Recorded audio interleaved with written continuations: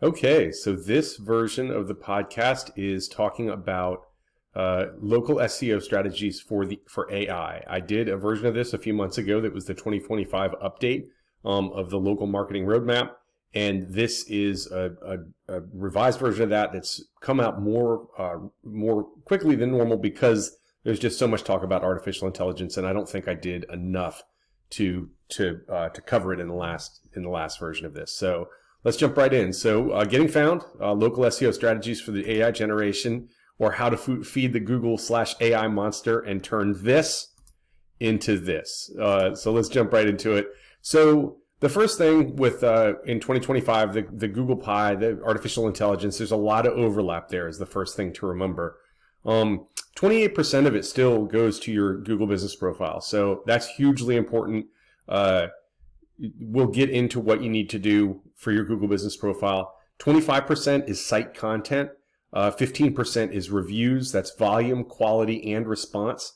If you add those three things together, it comes up to 68%. So nearly 70% of what a local business needs to do to show up in Google and in artificial intelligence, or there's some people calling it answer engine optimization, or AEO. It's the zero-click search. So somebody searches and they see a Google synopsis on of the AI result, and they never click on it. They just make a decision based on that synopsis. That's what we're talking about when we say AI. So before I get into that, I want to look at a case study. It's a client of ours. It's a pest control company, and let's look at what the AI shows about them. So first, yes, so 28% Google business profile, 25% site content, and 15% reviews. I forgot I have my little guys dancing around there. So let's see what AI is looking. So this is Gemini, which is Google's AI. You can see this if you Google something, typically at the very top of search results. You can also go to, I believe it's gemini.google.com or something along those lines, and you can query Gemini directly. If you really want to see what's going on with Gemini, I would definitely encourage going to gemini.google.com because it will show you where you're getting the sources, where the sources are coming from. So the query was, what do you know about Universal Pest Control, which is the name of the company? And there's the result. The first place that they went was Google Maps. Universal Pest Control is located in Ormond Beach. So keep in mind that Google is looking at Google Maps. All of them appear to be looking at Google Maps. This is all sort of theoretical at this point. We don't exactly know what's going on, but this is what we think is the most relevant thing to do right now. So this may change. I may be doing an update on this in another 3 months, but for now, this seems to be the best thing. So let's keep looking at what the different AIs do. So this is ChatGPT. The query here is, what do you know about bugandtermitecontrol.com? It went out and went to bugandtermitecontrol.com. It went to see that the domain belongs to Universal Pest Control, which probably comes from the website. It cites it there. We'll look at that.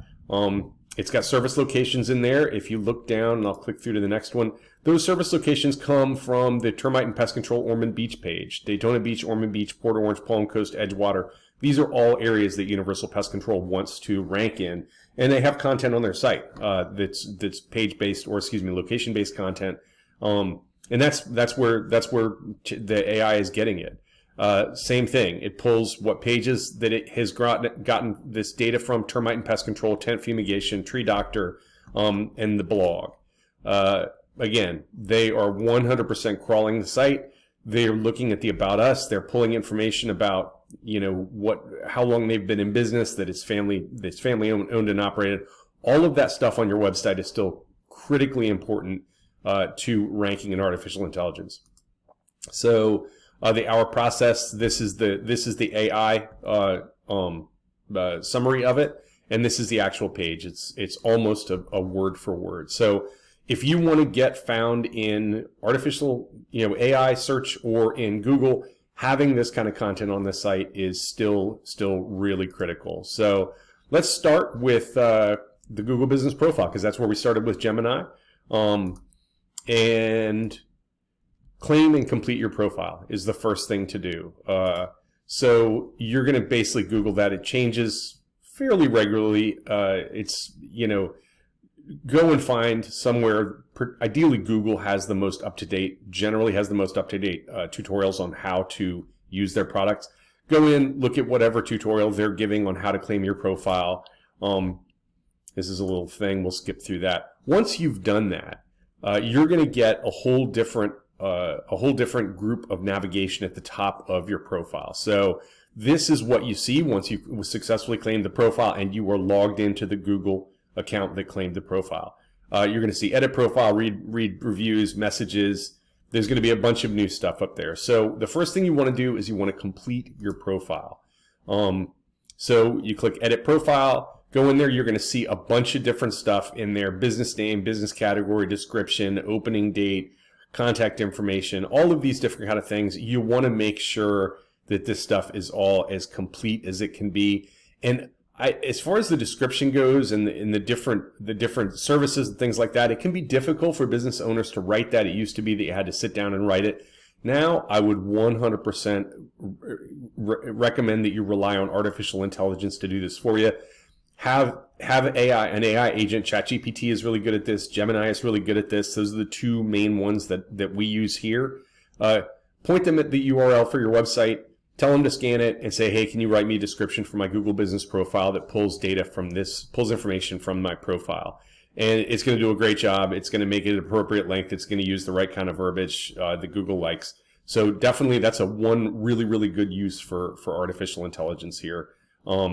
So make regular posts and use keywords and locations in your posts if possible. So what are posts? Most people don't realize that there is a posting in Google Business that you can do that's almost exactly like the posting that you do in Facebook. I tell clients sometimes, or potential clients, if you only have if you only have time to post to one place, I would recommend posting to Google Business Profile. It is you in real time telegraphing to them exactly what it is that you do and what keywords you want to rank for. Because even if you're not really savvy about search engine optimization and what keywords you should use, if you're just posting about your products and services and your local market, you're going to be putting keywords in there that Google wants to know about, and they want to know who to recommend. One of the greatest ways for them to know is by looking at their Google Business product, seeing who's regularly posting, who's putting content in there, what is that content. This is an example of a post. It's got your go-to termite inspector or exterminator. You put text in your photos if at all possible. You can do this kind of stuff in Canva now. You don't have to be a super knowledgeable graphic designer or have all kinds of expensive software. Canva has, I believe, even free subscriptions that allow you to do this. Put a little bit of content in there that has termites in there, pest control, that kind of thing. Whatever your vertical is, include that in there. And then do that regularly. So keep that up on a regular basis. You absolutely want to make sure that you are regularly posting. This AI is also fantastic for this. Tell it that you're trying to build a content calendar for your Google Business Profile, and have it spit out however many 3 months worth or a year's worth of ideas for you to include in your Google Business Profile posts. And then one by one, you can ask it to populate what the content should be. You might even ask it to make photographs. That is still kind of a work in progress in some of the AIs, but it's coming along quicker all the time. I should say all the little robots that you see in this presentation, those were all generated in ChatGPT. I asked ChatGPT to make me choices of different robots that I could use. I selected the one that I liked the best. I said, keep using this one, put it on a transparent background, and make it do all these different little things. And so the different artificial intelligence agents are getting really good at doing these different tasks for you. So lean on them for doing stuff like this that you're not going to want to do yourself, like writing Google Business Profile posts. I will talk about some places that you shouldn't use artificial intelligence here in a minute. But for now, this is a really good place to start. So where are the posts? Well, when you Google your business and you see your Google Business Profile, if you scroll all the way down, you're going to see latest updates down at the bottom. I believe what it was is the last time I created this screenshot several months ago, and so it may not be latest updates anymore, but I'm pretty sure it still is.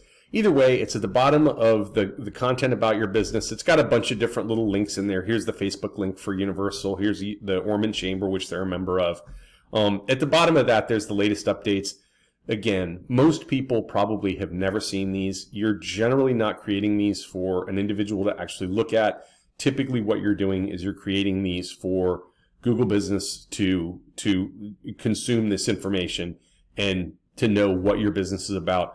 But also, it bears repeating, Google has hundreds of thousands of businesses that it has to identify, even in your local area. Think about how many competitors you have in your particular service area, in not your geographic area, in your particular vertical.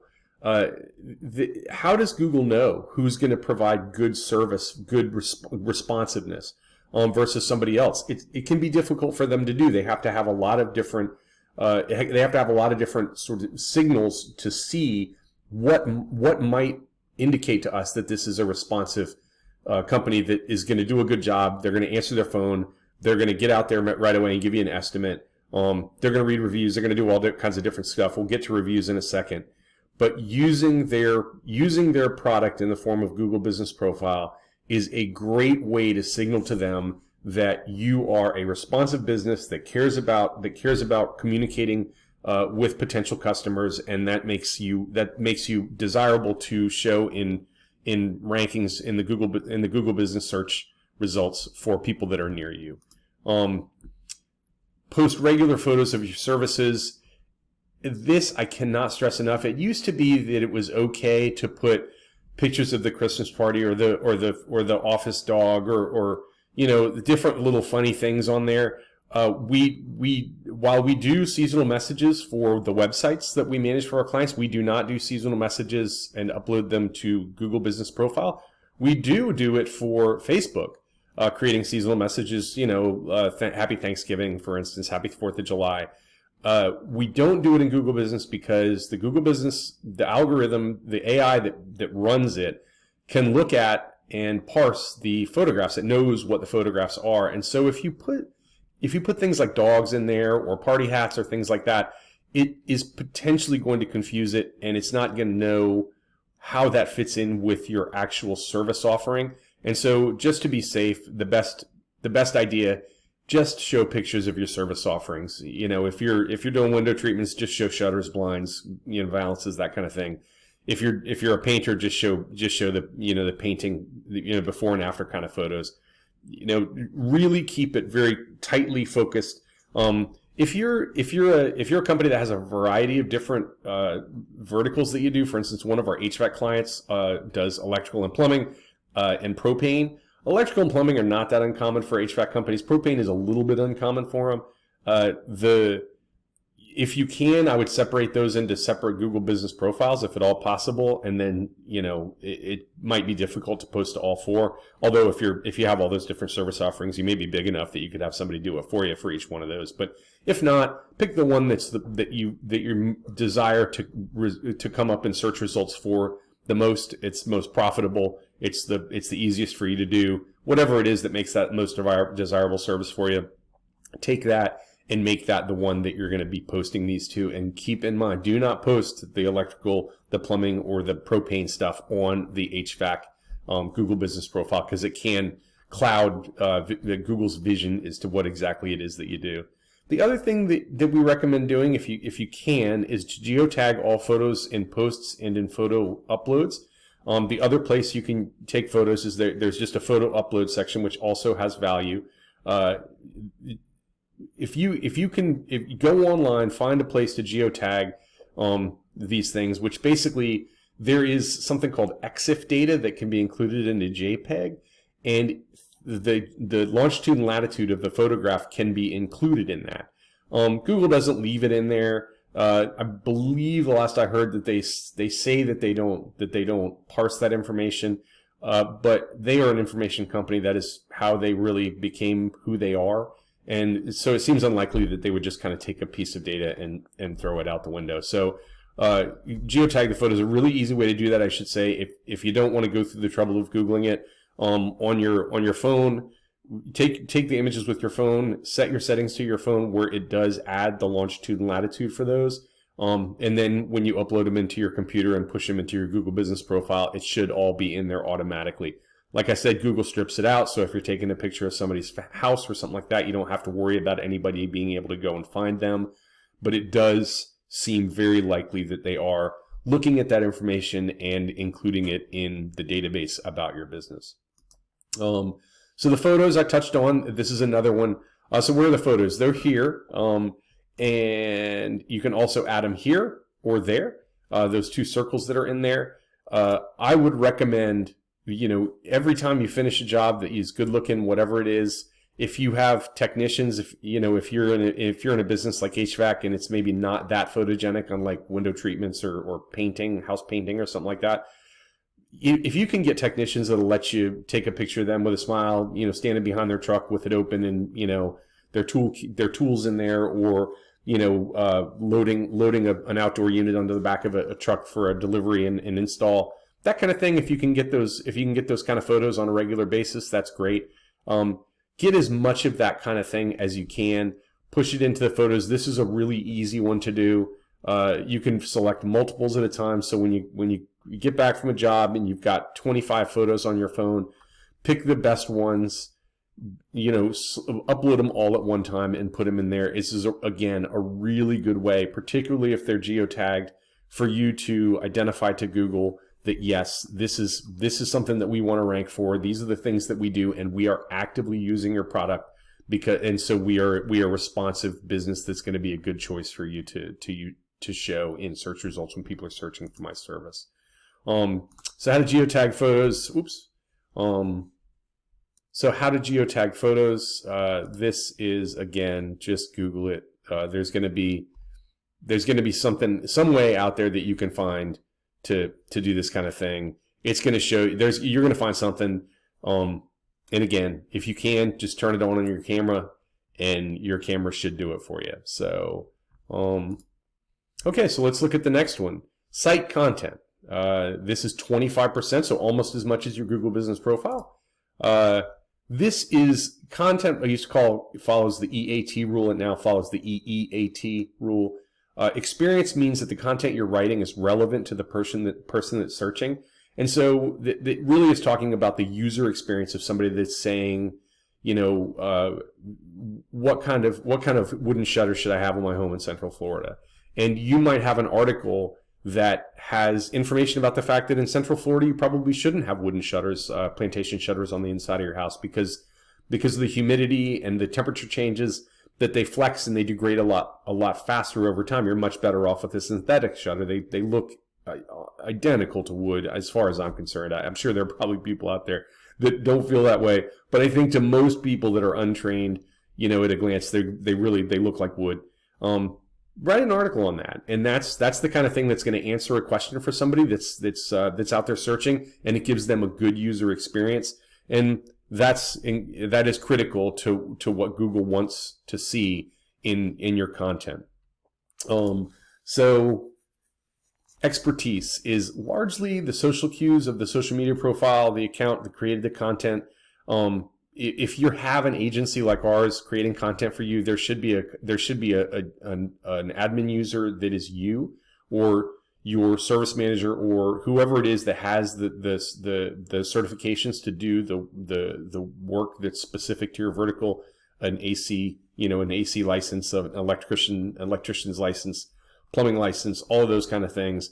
All of those certifications should be on their LinkedIn profile. They should be on their Facebook profile. If you can get those certifying agencies to link back to them through like a search area or something like that, or link back to your company, all of those are really critical. It does look like artificial intelligence is also keying on that stuff when it's making decisions about what to show and not show. It looks a lot like Google is trying to build a individual sort of people, like to try to figure out exactly who everybody is that's on the internet. And if you have certifications like that, have that on all of your social media stuff, and include that stuff on your site, link back and forth. And Google will go out and look, and they'll say, okay, well, this person that wrote this article got their air conditioning, license in 20 years ago, and they write all these different articles that are really knowledgeable about why your AC is broken, or why it's blowing hot, or why your thermostat isn't working, or why your your drain tube is clogging up, or your AC is freezing, or whatever the different things are. And they're going to look at that and they're going to say, okay, these are important factors that we know or lend credibility to this person having expertise. And so they're going to make it more likely to show your content. Next is authority. It's how authoritative your site is in the area, and this means the geographic area. So links from other local entities like chambers of commerce, churches, not-for-profits help with this. If you provide any sort of donations to any local charities or anything like that, if you're a member of the local chamber of commerce, I know our local chamber of commerce charges a very small fee once a year to link from their site to yours. Those links are really, really valuable, and you should absolutely have them, particularly if they're inexpensive. All of this stuff is really important to show the authority on your site. Experience and expertise are definitely important. The most important. Authority is really important too, though. It's not really fair to say. So these are all important. Trust is how trustworthy your site is. The main thing on this is having an SSL and then having good reviews on your Google business. We're going to get to reviews in a second.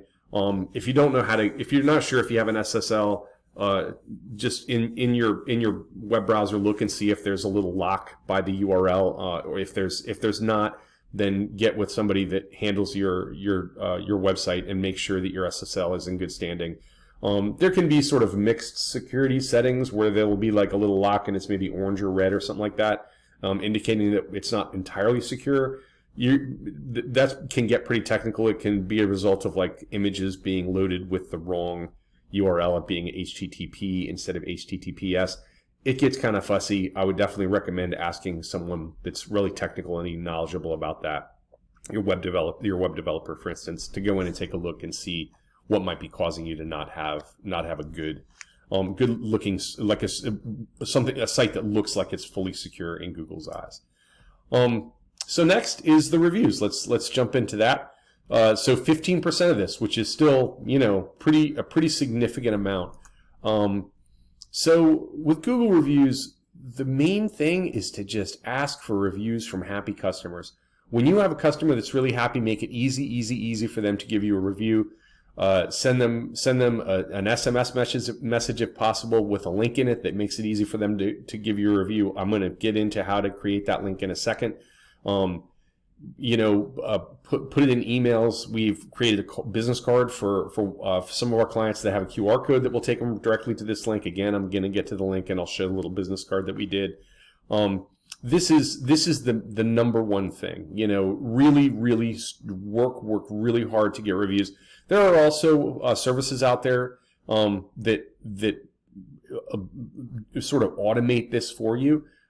We have one of our clients is an HVAC company. One of their sales reps was sitting in some kind of ongoing training, and they mentioned reviews and how critical it is. And so as soon as he was out of it, he went and looked at them and their competitors, and one of their competitors had 5 or 6 times as many as reviews as they had. And so he immediately found the review link. I think he reached out to us and asked us for it, and we sent it to him.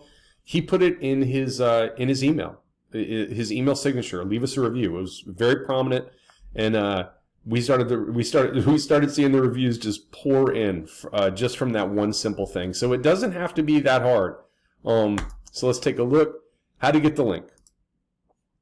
So read reviews and get more reviews. That little link right there, copy that, and what happens when you use that link is if somebody clicks on that link, it is going to not only launch your Google Business Profile, but it's also going to launch the modal, assuming the person is logged in.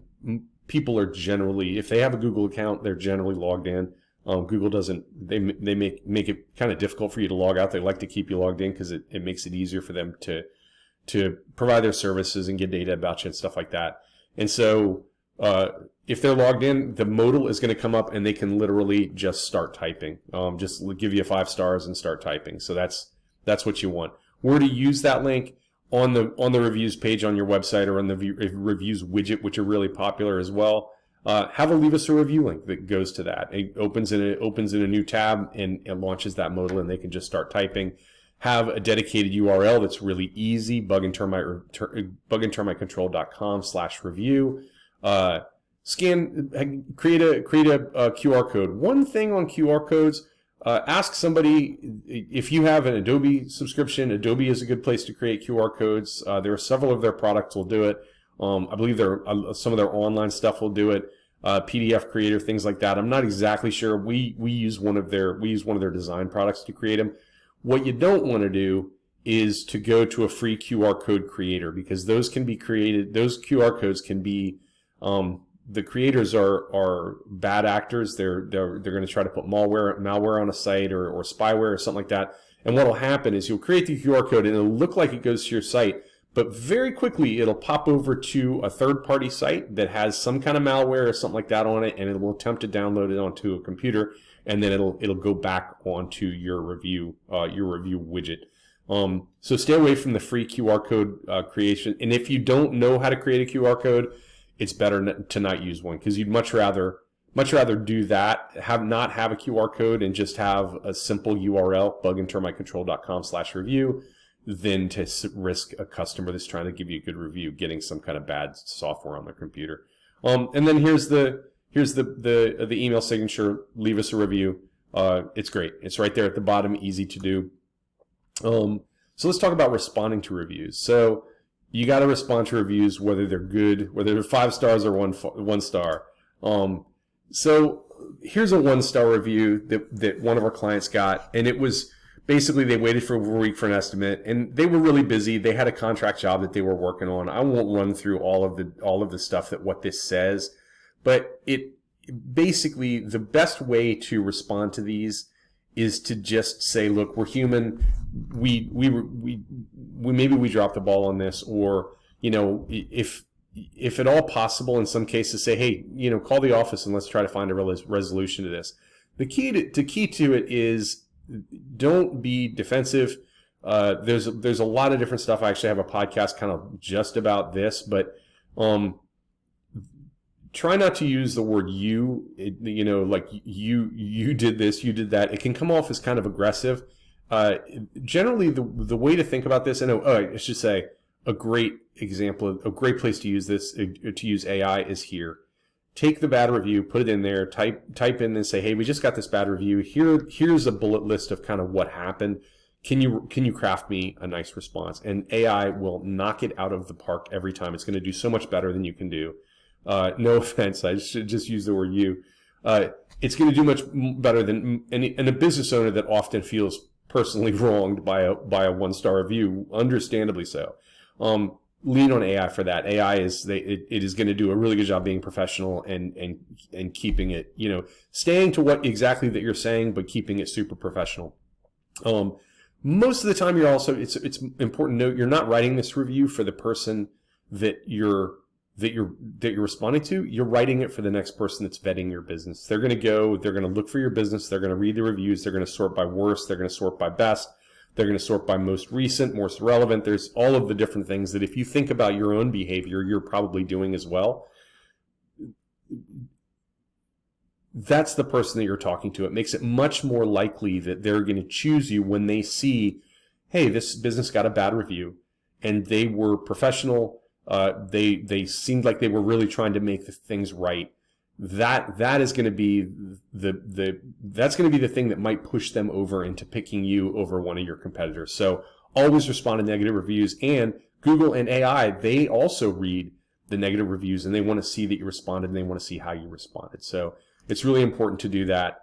So then use keywords in your responses whenever possible. So let's talk about this one. So I wouldn't do this in a negative review response, because you really just want to kind of get across, hey, we're a good company that cares about the outcomes of our customers. Here's one though. I came over 3 o'clock. This client actually gave quite a bit of help. That air conditioning was not working. Air conditioner, Palm Coast. We got a geographic in there. Fix my air conditioner.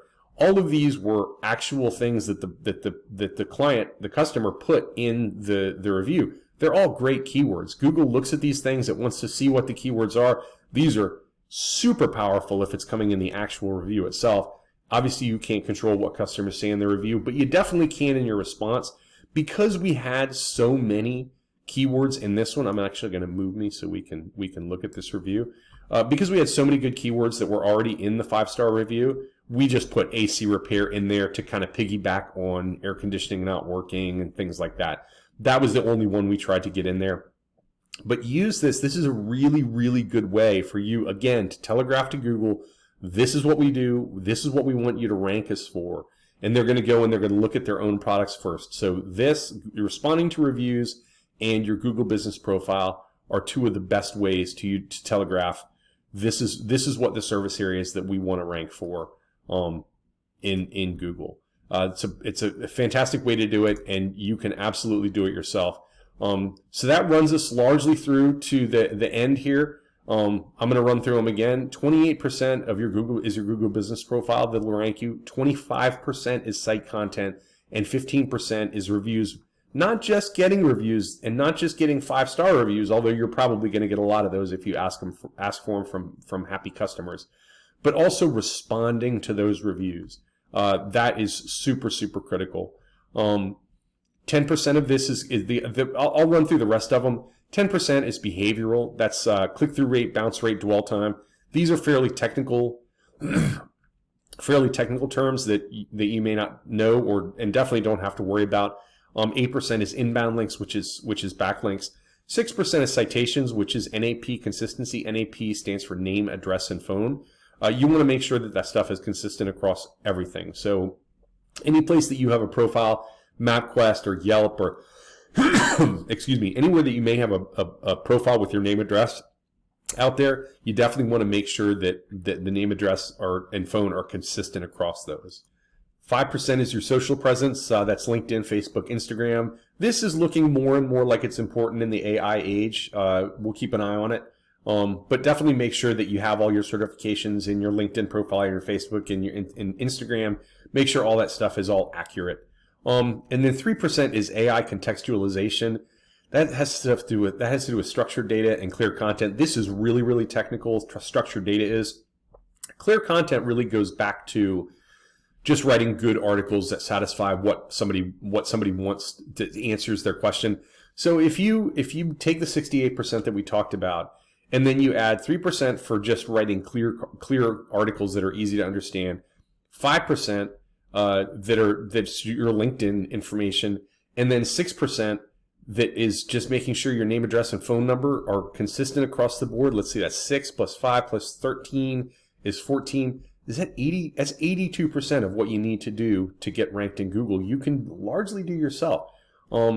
So these are really, really easy things that you can do yourself to rank in Google. That's 2025 Google/AI Pie, and thanks for taking the time to listen to this. If you have questions, my company is Drive Group.